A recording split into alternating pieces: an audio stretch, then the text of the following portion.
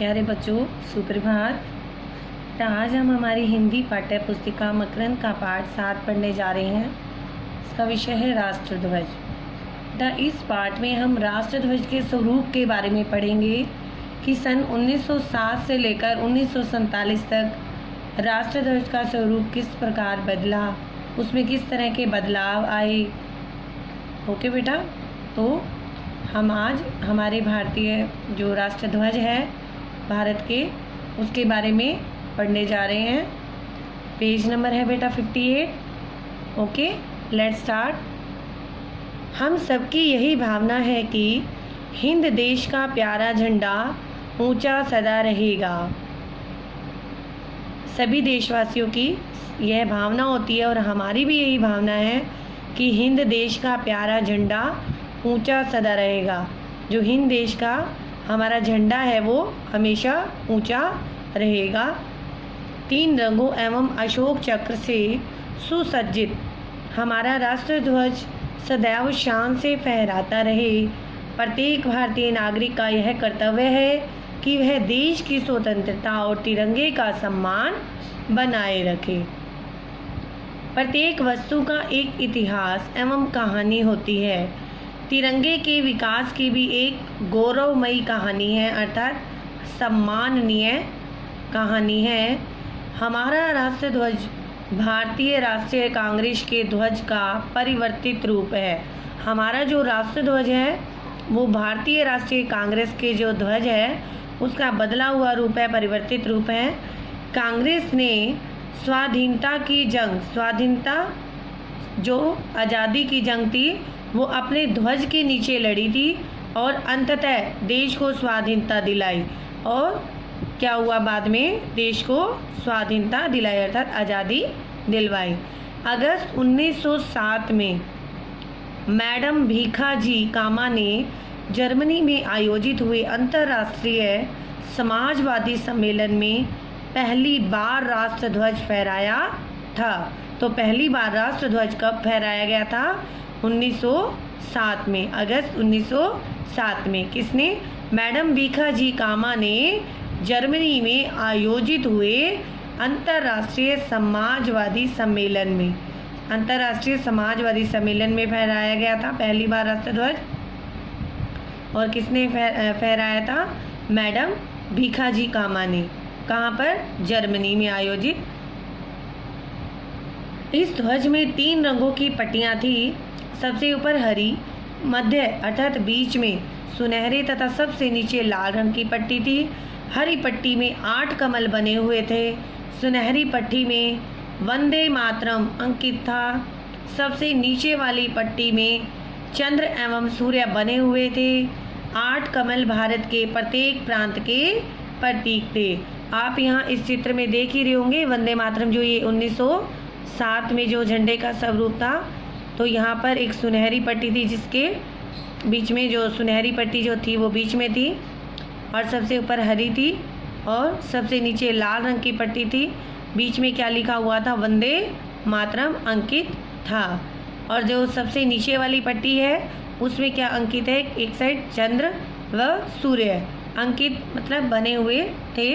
8 कमल भारत के प्रत्येक प्रांत के प्रतीक थे। आगे है बेटा, सन 1917 में बाल गंगाधर तिलक और डॉक्टर एनी बेसेंट ने एक नया झंडा तैयार किया। तो बाल गंगाधर तिलक और डॉक्टर एनी बेसेंट ने एक नया झंडा तैयार किया। कब? सन 1917 में। इसमें 5 लाल एवं 4 हरे रंग की पट्टियाँ थी। बाएं भाग में ऊपर की ओर एक कोने में इंग्लैंड के राष्ट्रध्वज का यूनियन जैक क्या होता है बेटा? अंग्रेज सरकार का झंडा अंकित था अर्थात छपा हुआ था। तथा दाएं भाग में एक चांद और एक तारा था। इस ध्वज में एक पंक्ति में 5 तारे तथा दूसरी पंक्ति में 2 सफ़ेद तारे बने हुए थे। आप यहाँ देख सकते हैं बेटा इस चित्र में, जो 1917 में था। बाल गंगाधर तिलक और डॉक्टर एनी बेसेंट के जो एक नया झंडा तैयार किया था। यहाँ पर देखिए 5 हरे रंग की पट्टियाँ थी और इसमें कितने तारे हैं? 5 तारे हैं। दाएं भाग में एक चांद और एक तारा था और इसमें 5 लाल एवं 4 हरे रंग की पट्टियाँ थी। यहाँ पर आप देख सकते हैं। आगे है बेटा, दूसरी पंक्ति में 2 सफ़ेद तारे बने हुए थे। यह ध्वज सन 1917 में कांग्रेस के कोलकाता अधिवेशन में फहराया गया। तो यह ध्वज कब फहराया गया? सन 1917 में कांग्रेस के कोलकाता अधिवेशन में फहराया गया। यूनियन जैक होने के कारण लोगों ने इसका विरोध किया। सन 1921 में आयोजित कांग्रेस अधिवेशन के समय जो ध्वज तैयार किया गया उसमें 2 पट्टियाँ थीं। तो सन 1921 में भी आयोजित जो कांग्रेस अधिवेशन के समय भी एक ध्वज तैयार किया गया। उसमें क्या था बेटा? 2 पट्टियाँ थी। ऊपर की पट्टी का रंग हरा तथा नीचे वाली पट्टी लाल थी। ये 2 रंगों की पट्टियाँ 2 प्रमुख समुदायों का प्रतीक थी। महात्मा गांधी ने इस ध्वज में एक संशोधन किया था। इसमें एक सफ़ेद पट्टी और शामिल की थी। इसमें कुछ बदलाव किए थे महात्मा गांधी जी ने। तो इसमें एक सफ़ेद पट्टी और शामिल की गई जो शेष समुदाय के लोगों की प्रतीक थी। जन आकांक्षाओं का प्रतीक चरखा इस ध्वज पर अंकित था। जन आकांक्षा, जो लोगों की आकांक्षाएं थी, उनका प्रतीक चरखा था इस ध्वज पर अंकित। यद्यपि असहयोग आंदोलन में इस ध्वज का प्रयोग किया गया था, फिर भी यह प्रचलित नहीं हुआ।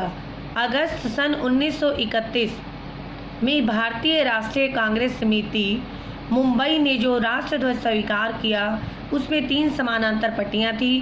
क्रमशः कौन कौन सी थी? केसरिया, सफ़ेद एवं हरे रंग की। तो अगस्त सन 1931 में भारतीय राष्ट्रीय कांग्रेस समिति मुंबई ने एक राष्ट्रध्वज स्वीकार किया। उसमें क्या बना हुआ था? 3 समानांतर पट्टियाँ थी और कौन से रंग थे उसमें? केसरिया, सफ़ेद एवं हरे रंग की। सफ़ेद पट्टी पर गहरे नीले रंग का चरखा अंकित था। इस राष्ट्रध्वज के रंग किसी समुदाय के प्रतीक नहीं थे।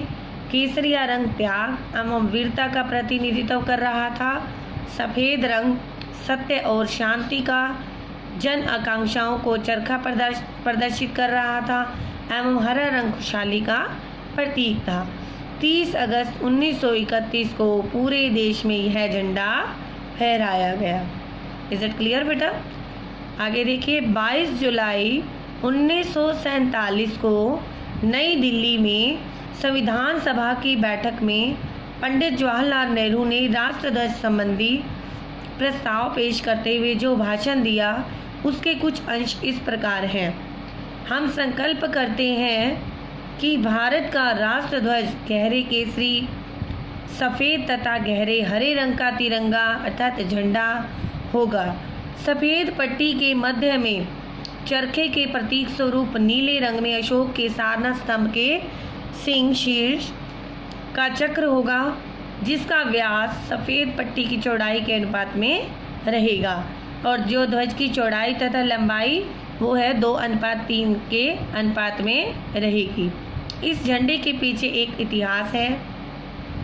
अपनी शानदार जंग आज़ादी के कई उतार चढ़ाव मुझे याद आ रहे हैं। मुझे याद है और मेरी तरह सदन के सदस्यों को भी याद होगा कि कैसे इस झंडे को देखकर हमारी नसें फड़क उठती थी और जब कभी हम थकने लगते थे, हमारी हिम्मत टूटने लगती थी, तो कैसे यह झंडा हमें बराबर आगे बढ़ते रहने की प्रेरणा देता था।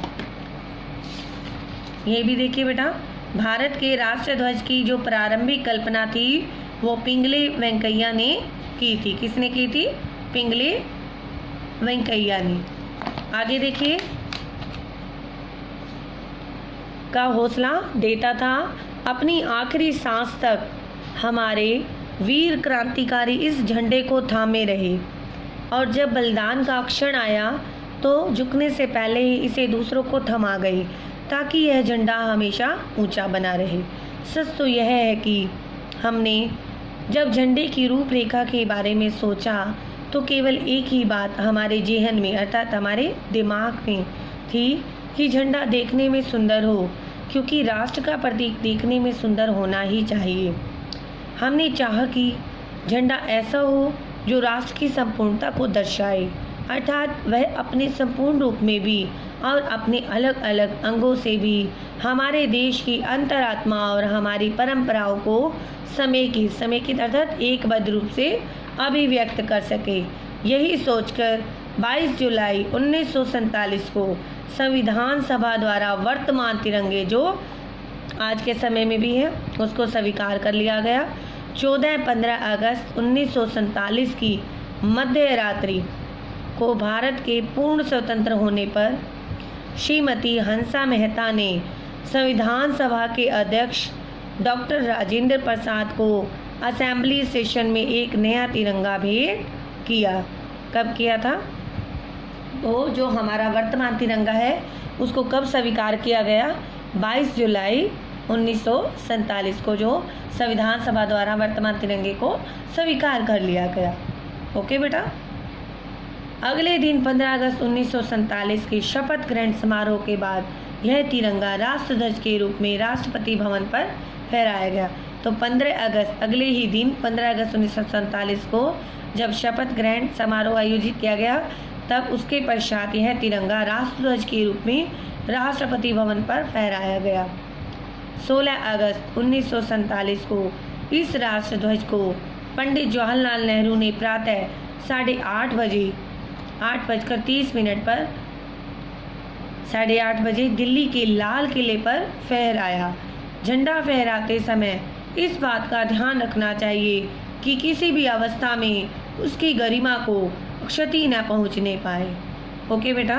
तो आज हमने हमारे राष्ट्रध्वज के बारे में जाना, उसका स्वरूप किस प्रकार बदला 1907 से लेकर सन 1907 से लेकर वर्तमान समय तक 22 जुलाई 1947 को जब हमारा वर्तमान तिरंगा स्वीकार किया गया, तो इसके बीच में कितने संशोधन किए गए, कितने ही बदलाव हुए। ओके बेटा।